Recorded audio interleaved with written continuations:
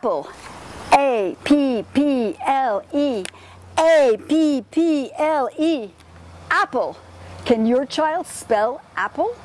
And is it really important? Well, actually, in early childhood education, it's not that important. What's really important is that they learn what an apple is. And it's not just an apple. It's so many types of apples. There's so much variety in apples. There's the Granny Smith, the Red Delicious, the Fuji, the Braeburn, the Golden Delicious. I mean, they're all extraordinary fruit.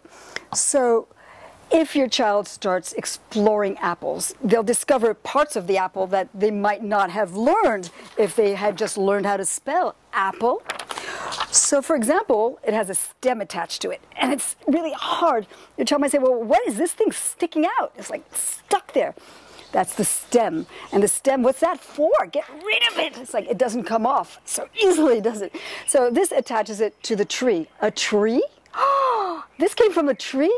Do you know that most kids don't realize that this actually comes from a tree? They think it comes from the store. So by examining the apple, by actually cutting the apple and discovering what's inside the apple, they're going to learn even more.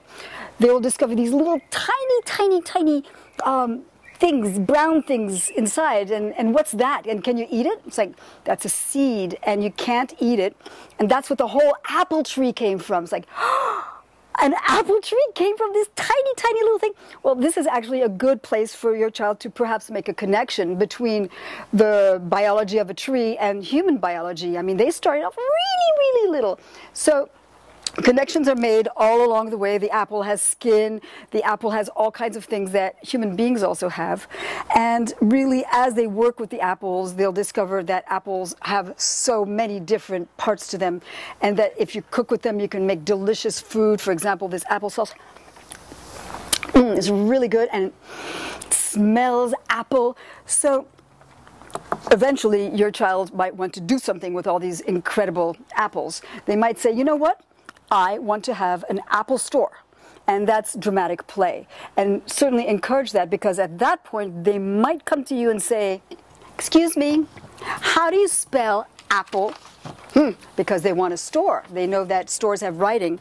And that's when you teach them how to spell apple. A-P-P-L-E. And that's what it looks like.